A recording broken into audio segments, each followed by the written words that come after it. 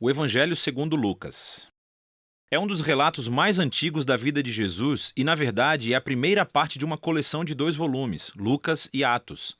Se você comparar as linhas de abertura de ambos os livros, fica claro que eles provêm do mesmo autor. E há indícios internos no livro de Atos, assim como uma tradição antiga que identificam o autor como sendo Lucas, o companheiro de viagem e colaborador do apóstolo Paulo, que também sabemos que era médico. Lucas começa o seu trabalho com um prefácio explicando como e por que ele escreveu esse livro. Ele reconhece que há outros relatos muito bons da vida de Jesus. Mas ele queria voltar às tradições de testemunhas oculares do maior número possível de discípulos, a fim de produzir o que ele chamou de um relato sobre todas as coisas que foram cumpridas entre nós. Essa palavra, cumpridas, nos mostra por que Lucas escreveu esse relato. Para ele, a história de Jesus não é apenas uma história antiga. Ele quer mostrar como essa história é o cumprimento da longa história de aliança entre Deus e Israel. E, além disso, a história de aliança entre Deus e o mundo inteiro. O conceito do livro é bastante claro.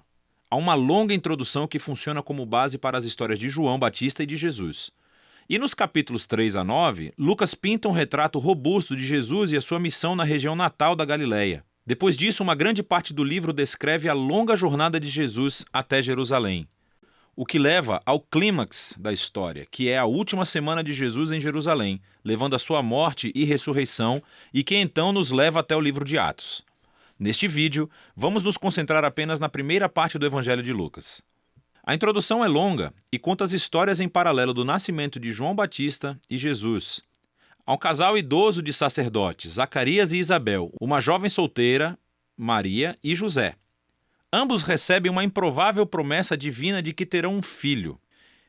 E ambas as promessas são cumpridas quando João e Jesus nascem. E ambos os pais cantam poemas de celebração. Essas canções de poesia ecoam textos do Antigo Testamento, salmos e profetas, mostrando como essas crianças cumprirão as promessas antigas de Deus. Mas esses poemas também descrevem o papel de cada criança na história que irá se desenvolver.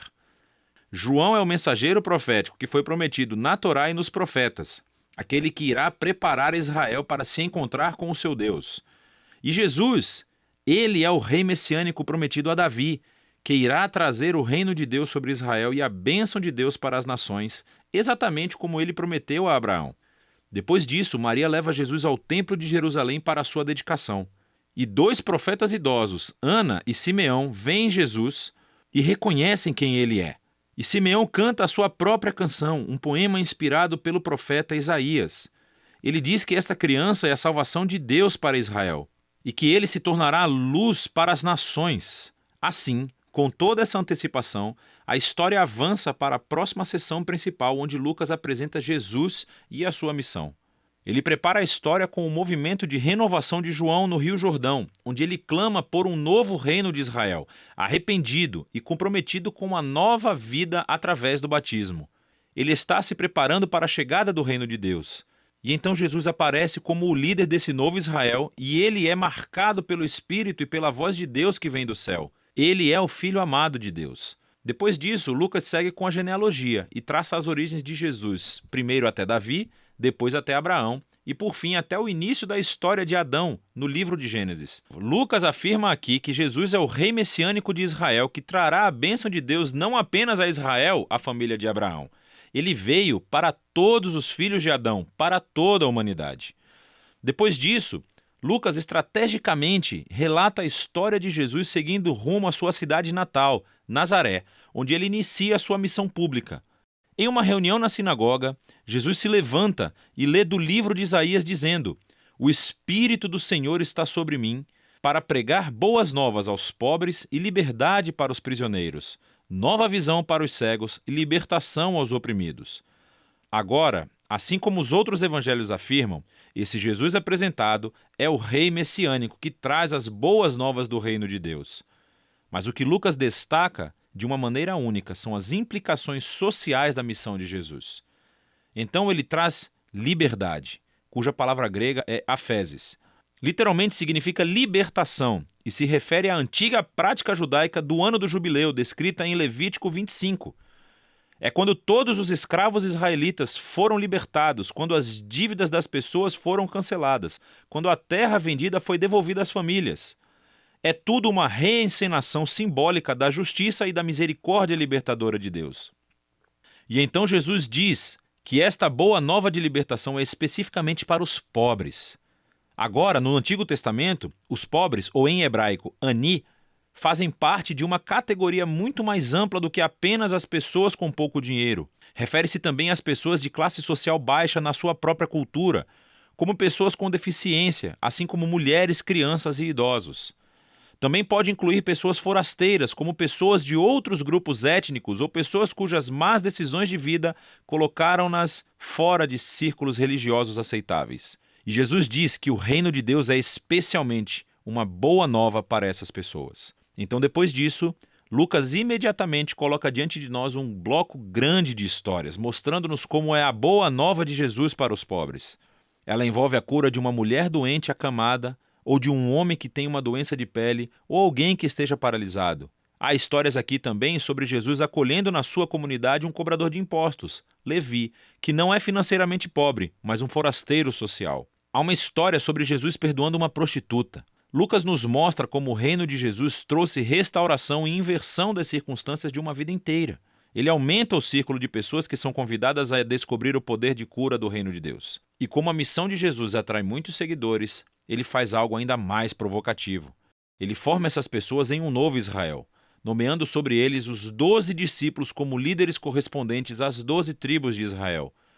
E então Jesus ensina seu manifesto de um reino invertido, ou como Lucas o chama, o sermão dado na planície. Ele diz que o amor de Deus pelo forasteiro e pelo pobre significa que o seu reino traz uma inversão em todos os nossos sistemas de valores. Ele está aqui para formar um novo povo alternativo de Deus que responderá ao convite de Jesus praticando uma generosidade radical de serviço aos pobres. Pessoas que vão liderar através do serviço de uma vida de paz e perdão. Pessoas que têm uma devoção sincera, profunda, mas que rejeitam a hipocrisia religiosa. A visão radical de Jesus reivindica a autoridade divina. Ela começa a gerar resistência e controvérsia, especialmente entre os líderes religiosos de Israel. A maneira como ele alcança as pessoas questionáveis é uma ameaça às tradições religiosas e ao senso de estabilidade social. E então eles começam a acusar Jesus de blasfêmia contra Deus, de ser um bêbado e de se misturar com os pecadores. E assim essa ascensão culmina em uma nova revelação da missão de Jesus aos seus discípulos. Ele diz que sim, ele é o rei messiânico e que ele afirmará seu reinado sobre Israel, morrendo em Jerusalém, tornando-se o rei servo sofredor de Isaías 53, que morre pelos pecados de Israel. E então essa ideia chocante é explorada na próxima história, quando Jesus sobe a uma montanha com 3 de seus discípulos e de repente é transformado diante deles. Eles estão envolvidos nesta nuvem da presença de Deus que anuncia: "Este é o meu filho escolhido". E Moisés e Elias também estão lá, os outros 2 profetas que encontraram a presença e a voz de Deus em uma montanha. E Lucas nos diz que eles estão conversando sobre o êxodo de Jesus, que ele estava prestes a cumprir em Jerusalém. Essa palavra grega, êxodo, é uma referência clara à história do êxodo.